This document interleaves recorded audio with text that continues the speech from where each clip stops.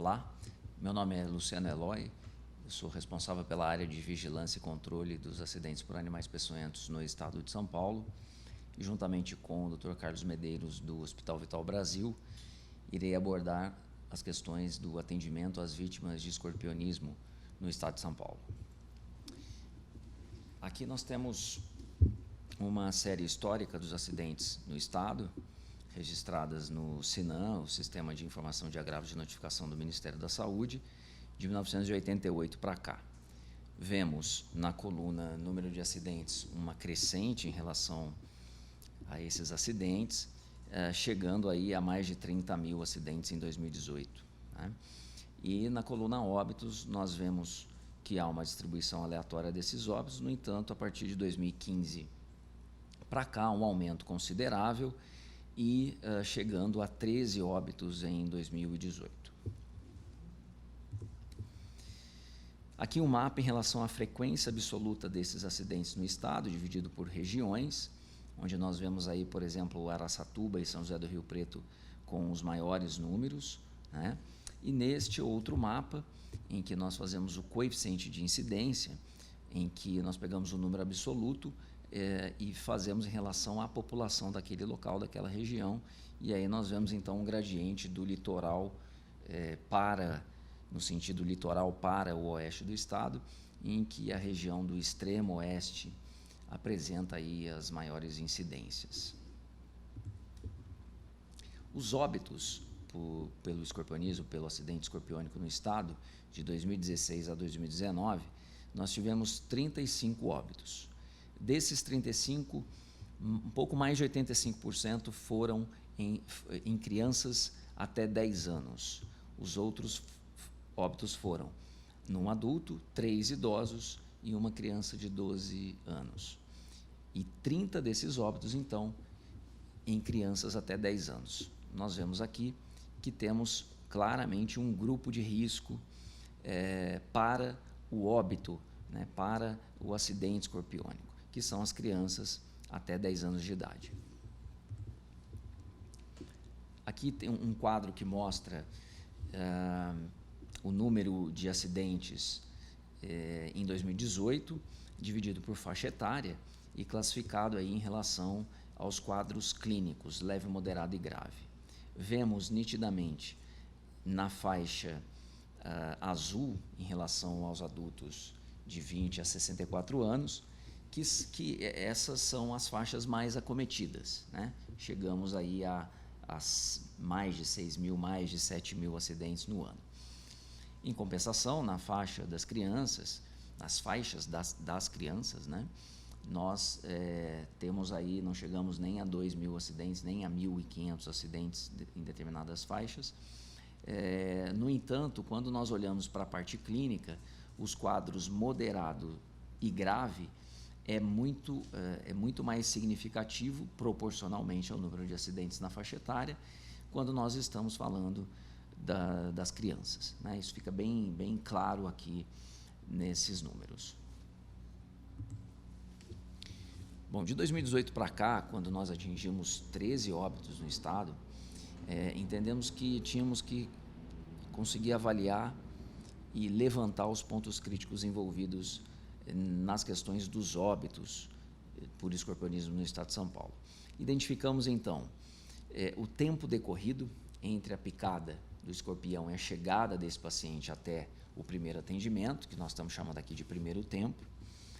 Outro ponto crítico, o tempo decorrido a partir do momento que essa criança entra e recebe esse primeiro atendimento e quando ela sai desse primeiro atendimento até chegar no ponto estratégico, local onde tem o soro ou antiveneno, para que ela receba a aplicação desse antiveneno.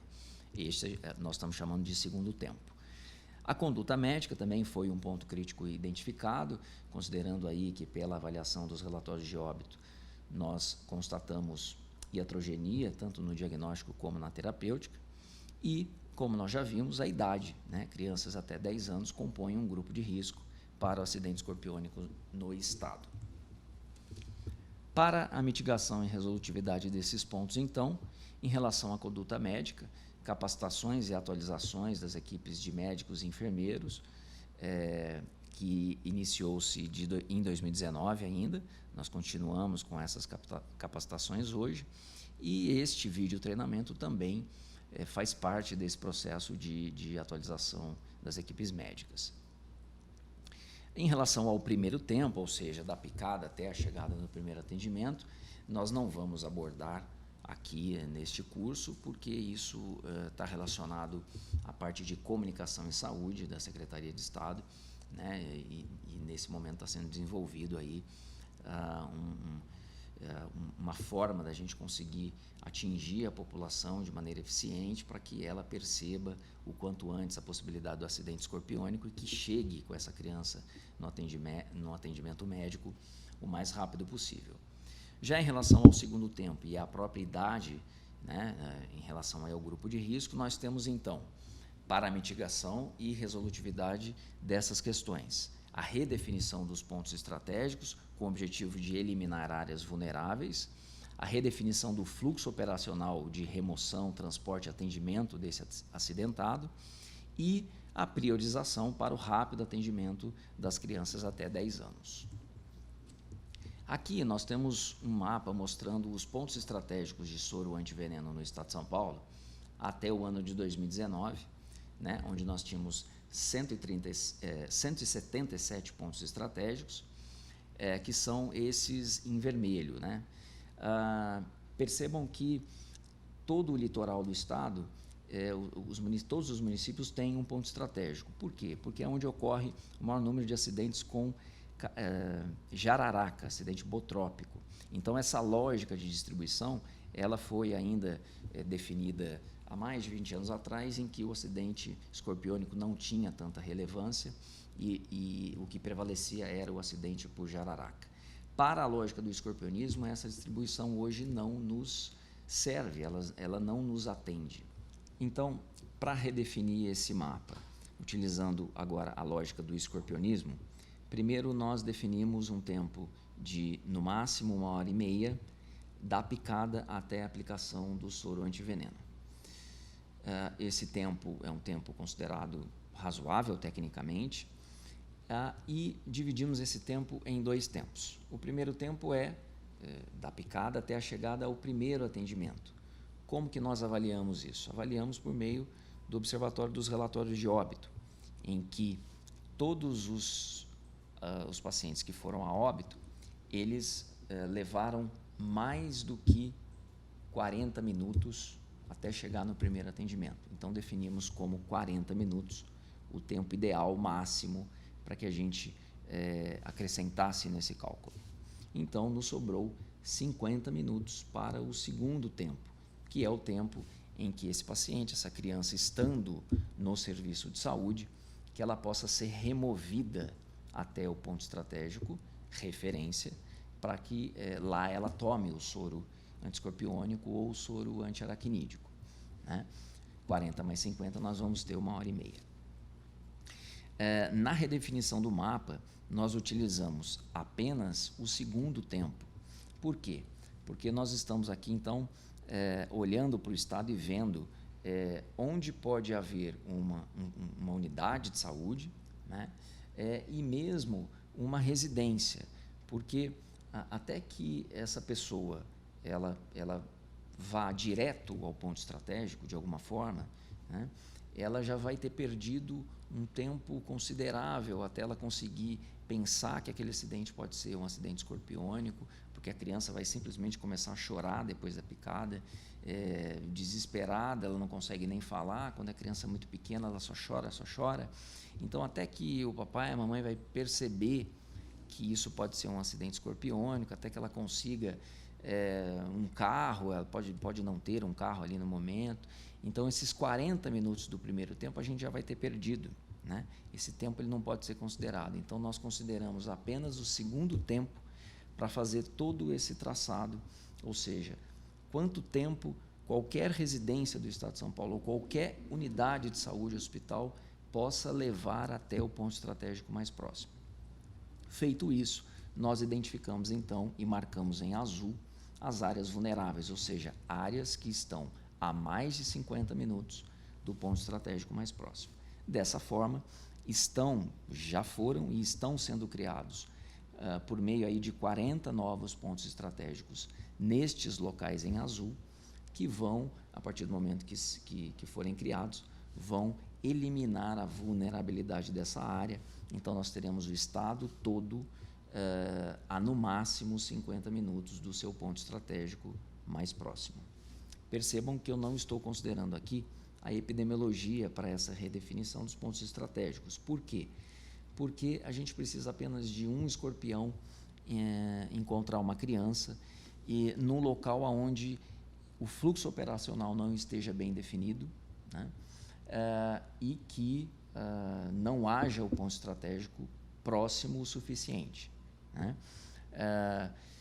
A criança que está no oeste do estado, que é onde nós temos as maiores incidências, e a criança que está no litoral, que são uma das áreas que tem as menores incidências, elas vão estar sobre o mesmo risco de óbito. Por quê? Porque ela precisa apenas de uma picada, né? Ela precisa apenas de um escorpião e de um atendimento que não esteja adequado. Dessa forma, foram criados planos de ação regionais em todo o estado, né? Foram 63 planos, um para cada uma das 63 regiões de saúde do estado. E nesses planos há um conteúdo vasto de informação e de definições, mas eu elenquei os mais importantes para vocês, para que esse entendimento seja adquirido e para você que tiver interesse de saber como está o plano de ação da sua região, entra no site que eu vou indicar no final da apresentação e lá vai ter todos os planos de ação com todas as informações disponíveis. Então, o primeiro ponto importante é a definição do que é o ponto estratégico, né? O que esse ponto estratégico precisa ter para ele ser um ponto estratégico. Primeiro, ele precisa atender referenciadamente, né, sendo porta aberta para o escorpionismo. Segundo, ele precisa ser um serviço de urgência 24 horas público, com suporte de ambulância. Ter médicos capacitados em diagnóstico e terapia, enfermeiros capacitados no armazenamento desses soros e, naturalmente, um local apropriado para se armazenar o antiveneno. O segundo ponto são as referências terciárias, né? Esse desenho ele foi feito da seguinte forma: cada município ele tem somente um ponto estratégico como referência. E isso acontece que é para facilitar, né, no momento da remoção do paciente e do encaminhamento do paciente, para que não haja dúvida no serviço de saúde para onde esse paciente deve ser encaminhado ou removido. Por sua vez, o ponto estratégico ele vai ter as suas referências terciárias definidas. Na maioria das regiões de saúde isso ficou dessa forma e, eventualmente, em algumas regiões, as referências elas vão estar pré-definidas, mas a região também vai utilizar a CROSS para definir para onde esse paciente, seja adulto ou seja criança, para onde ele vai ser encaminhado. Já outras regiões, num número bem menor, como a cidade de São Paulo, por exemplo, utiliza somente a CROSS para essa regulação. E o terceiro ponto é em relação ao fluxo operacional do atendimento do acidentado. A primeira e acredito que a mais importante das informações é que o grupo de risco com história compatível de picada de escorpião e quadro clínico de envenenamento local ou sistêmico nas primeiras 6 horas, a partir da picada, atendida no serviço de saúde, e esse serviço de saúde pode ser qualquer serviço de saúde, mesmo o serviço privado, essa criança tem que ser imediatamente encaminhada ao ponto estratégico. Não significa que ela vai tomar o soro, significa que ela vai ser encaminhada para lá e significa que ela vai estar próxima ao soro o quanto antes, no máximo dentro de 50 minutos. Pode ser que ela não evolua para o quadro clínico sistêmico e não precise da aplicação do soro. Como eu disse, o tempo máximo de deslocamento desses pacientes, principalmente o do grupo de risco, é de 50 minutos, ok? E caso a criança, o paciente, né, em geral, e principalmente a criança do grupo de risco, ela já apresente o quadro grave no primeiro atendimento, né, a orientação é que essa criança seja encaminhada para a UTI. Se o ponto estratégico de referência já é a UTI, melhor ainda, encaminha para o ponto estratégico, que vai ser a própria UTI. Se não, e essa não é a realidade da maioria dos pontos estratégicos, ou seja, a maioria dos pontos estratégicos não tem a UTI junto, tá? Então, se for encaminhada para a UTI, que seja feito isso e, concomitantemente, o soro também precisa sair do ponto estratégico e ser levado para a UTI, para que esse soro chegue junto com essa criança lá, que essa criança já possa tomar esse soro, ou mesmo, se essa UTI estiver muito longe, que esse soro possa encontrar essa criança no meio do caminho e que essa criança receba esse soro o quanto antes e não somente quando estiver na UTI. A vítima de escorpionismo, inclusive do grupo de risco, ela pode receber um tratamento analgésico, anestésico, já no primeiro atendimento, né? Ela pode e deve receber, porque a dor é muito grande, e em seguida já ser encaminhada para o ponto estratégico. Excepcionalmente, a critério médico, né? Quando o paciente, normalmente já no estado grave, né? Clinicamente grave, se a critério médico foi identificado o risco de remover esse paciente, o local, o primeiro serviço, que ele pode solicitar o soro para o ponto estratégico. Naturalmente, que solicitando o soro, ele está assumindo a condição de ter técnica e fisicamente estrutura para atender esse paciente. Aqui, basicamente, a gente está falando de uma UTI, né? E de uma equipe devidamente treinada, devidamente atualizada sobre o diagnóstico e o tratamento para o escorpionismo. Os serviços de acolhimento e classificação de risco devem estar atualizados e capacitados para identificar, né, a prioridade do grupo de risco para o escorpionismo, né, para que possa agilizar o seu atendimento, naturalmente considerando aí o potencial de gravidade do escorpionismo nessa faixa etária. Aqui é um fluxograma que eu não vou adentrar em detalhes, né? Vocês podem ver com calma, mas é um fluxo para o serviço móvel de transporte, então o SAMU, o GRAU, enfim. E aí a gente tem aqui para todas as situações, né? Para o grupo de risco, para o não grupo de risco, com quadros leve, moderado, grave e até sem sintomas, né? Sendo encaminhados para qualquer unidade de saúde, para o ponto estratégico e para as referências terciárias.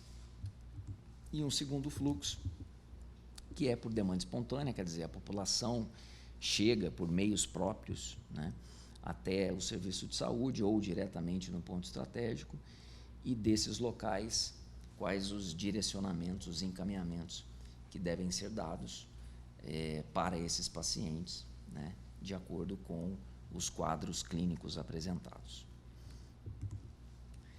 Informações complementares, eu peço que vocês acessem o site do Centro de Vigilância Epidemiológica, no item Escorpiões, e lá a gente vai ter aí uma série de outras informações, como os locais dos pontos estratégicos, documentos técnicos e outras informações que podem agregar a estas informações que vocês estão recebendo.